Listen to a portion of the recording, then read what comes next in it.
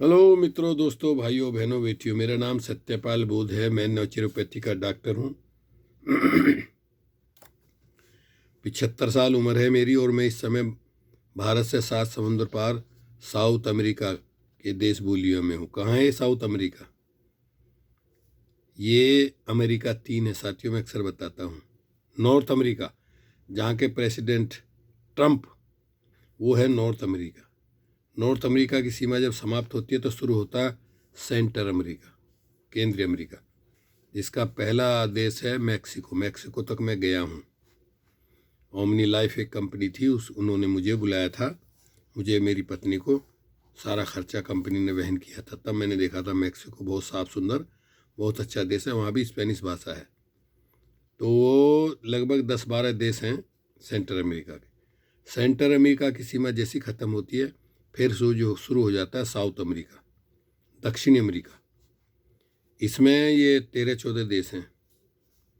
Brazil, Argentina, Chile, Peru, ये famous हैं। तो Brazil, Argentina, Chile, Peru, Ecuador, Salvador, Uruguay, paraguay, Colombia, Venezuela, Bolivia, Suriname, इन देश के बीच में है बोलीविया। छोटा सा देश है, 1.5 करोड़ की आबादी वाला, अमन सुकून का देश। वहाँ मैं रहता हूँ इस समय, और मैं यहाँ पिछले 32 साल से हूँ। नेचुरोपैथी का डॉक्टर हूँ। 75 साल उम्र है मेरी और मैं सम्यक कर्म करता हूँ। तो आइए बताते हैं आपको मानसिक रोग। चरक का कथन है कि मनुष्य का शरीर रोगों का घर है। चरक ऋषि बहुत बड़े वैद्य हुए हैं। लेकिन यदि मनुष्य नियम संयम से रहता है तथा प्राकृतिक चिकित्सा करता रहता है तो रोग भाग जाते हैं। साथियों, मैं नहीं कहना चाहता पर कह रहा हूं कि बीते 32 साल में मैं 7 बार भारत गया हूं। वहां जब मैं जाकर के मैंने देखा, मेरे साथ जो पढ़े मेरे मित्र, गांव के और स्कूल के दूसरे, मेरे मुझसे 1-2 साल बड़े, 2-4 साल छोटे, करीब करीब वो 2 मित्र मुझे नहीं मिले। मेरे गांव के थे चंद किरण, देशराज, विजेंद्र, ये 3 जो हम साथ साथ ही रहते थे बचपन में जो है। उसके बाद शहर में आए। शहर में भी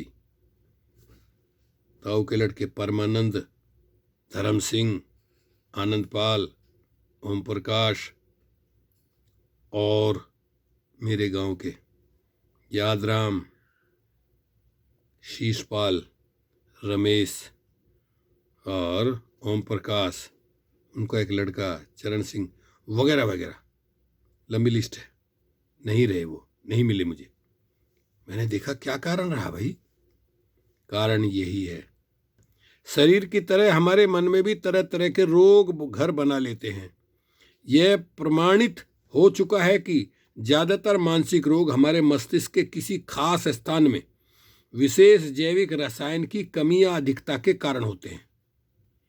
इस दिशा में प्राकृतिक चिकित्सा में निरंतर शोध हो रहे हैं।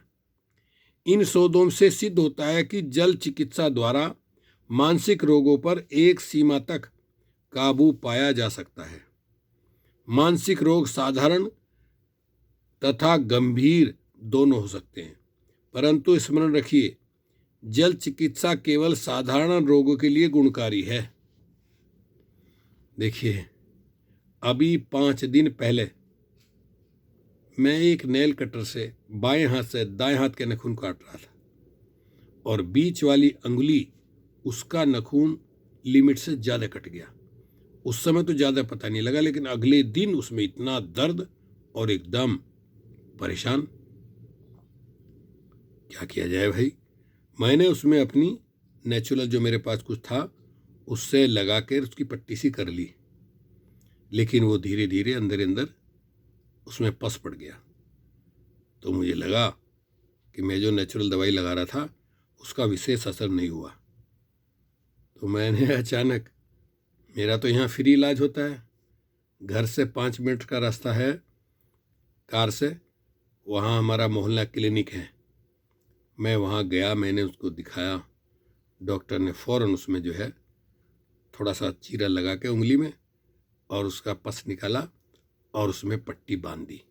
कहा कि कोई चिंता की बात नहीं है, बस 5-7 दिन में ये नॉर्मल हो जाएगा। और ये तो आम है, जब उसने बताया तो आम बात है, लोग लापरवाही करते हैं, सावधानी हटी तो दुर्घटना घटी, ये तो होते रहता है। मेरी पत्नी ने भी कहा, हाँ जी मेरे तो कई बार हुआ ऐसा। मेरी बेटी ने भी कहा, हाँ कई बार नाखून लिमिट से ज़्यादा कट जाता है तो बड़ी दिक्कत होती है। तो साथियों, फिर जो है डॉक्टर ने एक दवाई लिख दी। अब मुझे अंग्रेजी दवाएं इतनी ज़्यादा लाइक नहीं है। मैं कहता हूँ अंग्रेजी दवाएं तो इमरजेंसी में ही लेनी चाहिए, क्योंकि उनका साइड इफ़ेक्ट होता है। दवाई लेके मैं घर आया और मैंने बेटी को दिखाया। मैंने कहा बेटी देखिए, तो बेटी ने कहा, मेरी बेटी भी नेचुरल वो है, MR है, मेडिसिन रिप्रेजेंटेटिव है, उसने एक और दवाई दी, लो पापा ये खा लेना, इससे भी अच्छी है। साथियों, मैंने रात को वो एक गोली खा ली 7-8 बजे। सुबह 3 बजे उसका ऐसा साइड इफेक्ट हुआ कि सुबह 3 बजे मेरी हालत ख़राब, बहुत ज़ोर से खांसी, पता नहीं कहाँ से मलगम बनने लग गया छाती में, जलन। मैं उठा और एकदम मेरे पास जो खांसी की दवाई पहले वो पी, फिर मैंने 1 लीटर गुनगुना पानी किया। रात के 3 बज रहे थे, जार है मेरे पास तो बटन दबाया गुनगुना, और बैठ करके 1 लीटर पानी एक एक करके गिलास करके पिया। वो पानी पिया, एक हर्बल नेचुरल दवाई मीठी थी वो पी। करीबन 3 घंटे बाद जा करके मैं नॉर्मल हुआ।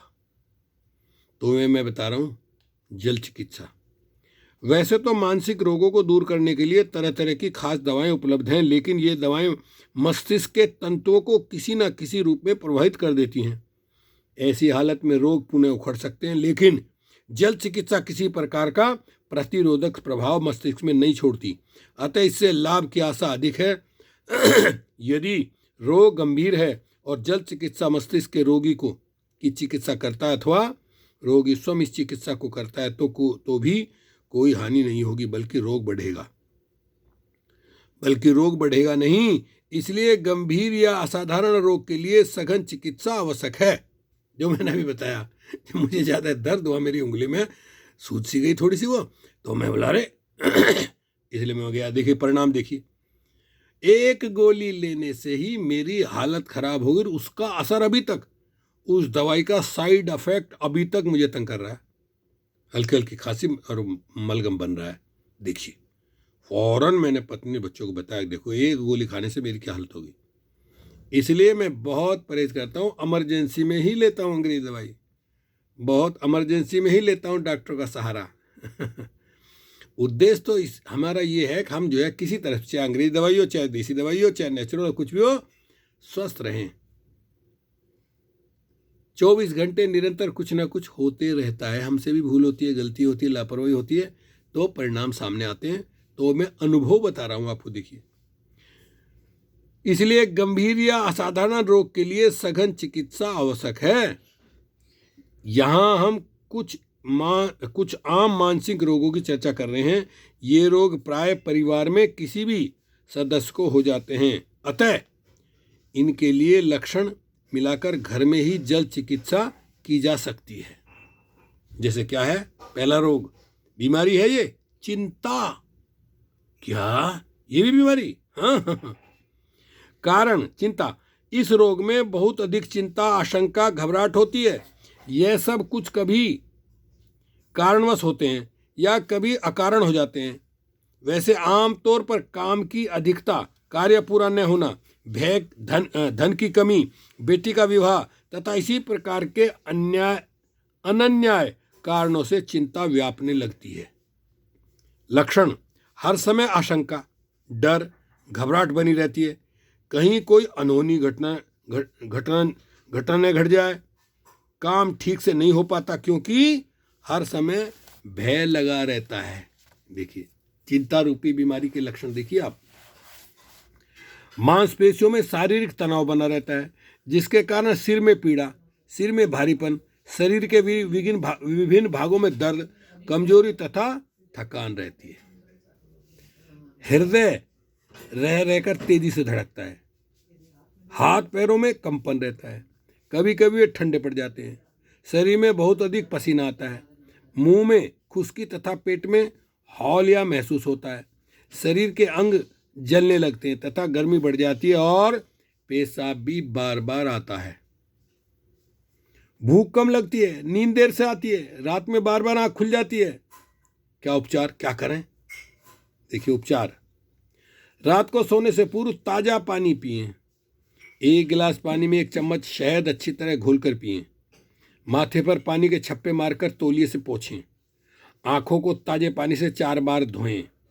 कुछ देर तक नमक के गुनगुने पानी में दोनों पैर डालें, फिर पोंछकर नित्य के कार्य करें। सोते समय आधा नींबू 1 गिलास पानी में निचोड़ कर पिएं। पेट पर 2 मिनट तक पानी की धार छोड़ें। दोनों हाथ, दोनों पैर तथा मुंह दिन भर में 4 बार धोएं। पानी खूब पिएं। देखिए, अब इसके आगे अगली बीमारी फोबिया, जिसके बारे में हम अगली वीडियो में बताएंगे। तो साथियों, मैं बताना चाहता हूँ कि 75 साल उम्र है मेरी, अभी तक मैं बहुत ध्यान रखता हूँ, नियम बना रखा है। सुबह 4 बजे उठता हूँ, उठ कर के जो है आधा घंटे पौना घंटे जब तक मन लगता है विपश्यना साधना करता हूँ, मेडिटेशन करता हूँ, ध्यान साधना करता हूँ। उसके बाद 1 लीटर पानी पीता हूँ, फिर शौचालय जाता हूँ, फिर घूमने जाता हूँ।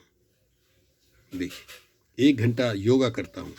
ये मेरा नित्य प्रतिक्रम है, शनिवार और मंगलवार को छोड़ करके, क्योंकि शनिवार और मंगलवार को मुझे 6:30 बजे निकलना होता है, इसलिए 4 बजे जग करके नित्य प्रति के घर में थोड़े थोड़े काम करता हूँ और शाम को रात को 8-9 बजे आता हूँ 2 दिन। बाकी दिन का मेरा नित्यक्रम ये है। तो मैं महसूस करता हूँ अभी तक ठीक ठाक हूँ, कोई दिक्कत परेशानी मुझे नहीं है। वैसे तो मैं अक्सर कहता हूँ सामान 100 बरस का पल की खबर नहीं, पर सोच हमारी पॉजिटिव रहनी चाहिए। हमें स्टडी अध्ययन करते रहना चाहिए, जानकारी करते रहना चाहिए। इसलिए मैं सम्यक कर्म समझता हूँ इसे, कि मैं ऐसी वीडियो बना करके आप तक पहुँचाता हूँ कि आप थोड़ा थोड़ा सीखें और आप भी जो जीवन का अंतिम लक्ष्य क्या है, हम लंबी उम्र जिएं और जब तक जिएं स्वस्थ सुखी जिएं, मस्त रह करके जिएं। ओके, शुक्रिया, धन्यवाद।